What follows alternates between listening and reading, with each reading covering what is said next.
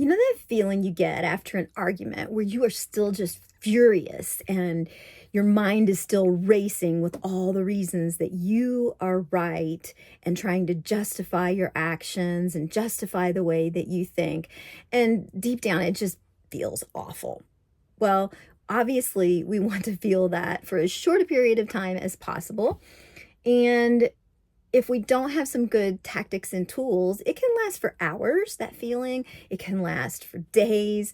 And if you're really good at holding a grudge, I suppose it can last for months and months, right?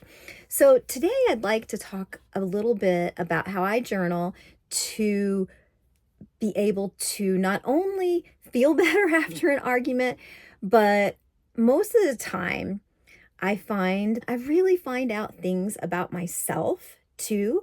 I learn more about my own triggers. Oftentimes I get some really good insights about how I can prevent from getting into that type of argument again in the future, or feeling that way in the future. At the least, better understanding why I feel that way and be better able to emotionally handle it.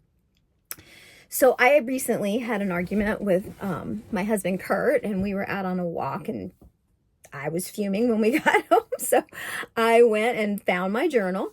And the first question that I asked myself in the journal is, and I didn't actually write it down, but you can write this down too, is how do I feel? Go ahead and let those feelings that you're feeling right at that moment be released onto paper. This allows you to release some of the emotional charge. It's really difficult to think in a productive way that will help you if you're in a high, you're still in a high state of anger or in sadness or whatever the, deep feeling that you're feeling at that time is.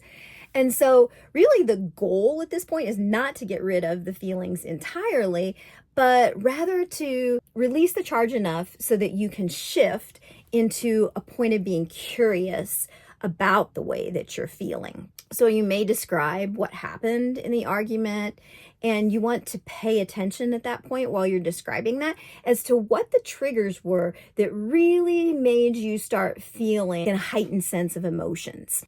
At that point, the second question comes in when you can notice what triggered you feeling really strongly about something. Ask yourself as to why it was you felt so strongly about that.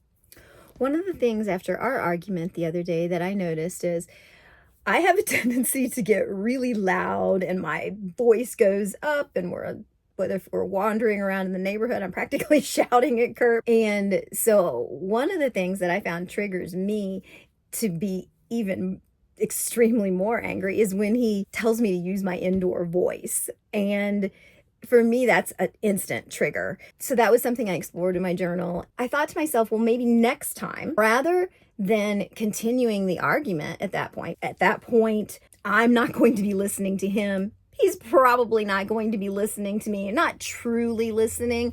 And so if I hit that trigger point, it would probably be a really good idea to just say, you know what, I think we need to talk about this later. So that leads me to the third and fourth questions that you can ask yourself when you're journaling. The third one would be, what do I need?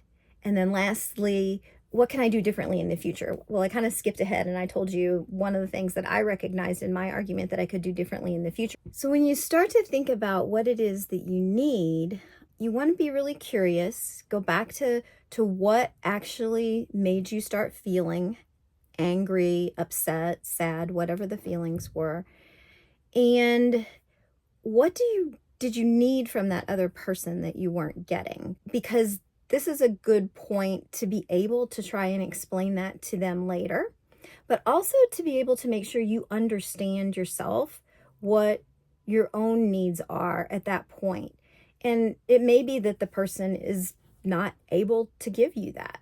And if that's the case, you need to be able to figure out how to emotionally fill that need yourself. Typically, when we have an argument, there is some kind of unmet need. And by journaling about what it is that you're needing, you may be able to better understand what those needs are for you at a deeper level than if you're just trying to think about them in your head. So I'd also like to leave you with a few tips for when you're journaling after an argument. The first one is to stay open and curious. After you've released those feelings, you're going to be really curious about what you're feeling. The focus is on you at this point, not on what the other person is doing and what they did wrong or anything like that. The focus is on how you were feeling, because that's really the only person that you have total control over. Try to shift to looking at this journaling session as an opportunity for self-growth, self-improvement, and a way to improve your own emotional resilience. Because in doing that, it's going to help you be happier and stay happier in the future, the more you're able to build a strong emotional resilience within yourself. And so just really looking at this as an opportunity for growth in yourself, as opposed to spiraling further into anger or sadness or whatever by focusing on what happened. And then you may even want to bullet point those insights in your journal so that that's something that you can really pay attention to and try to remember in the future as well. So I hope you have found today's video helpful to you, and well, hopefully you don't have an argument right now, but if you have just had an argument, I hope they find it helpful. Or I hope you jot these points down or keep them somewhere so that in the future, when you do have a confrontation with someone and you really want to shortcut that time of feeling awful after that exchange that you've had with someone, that you'll have something to look back to and help you get through that quicker, process your emotions, and come out stronger on the other side of it. Thank you so much for watching. If you liked the video, just ask you to be sure to give it a thumbs up.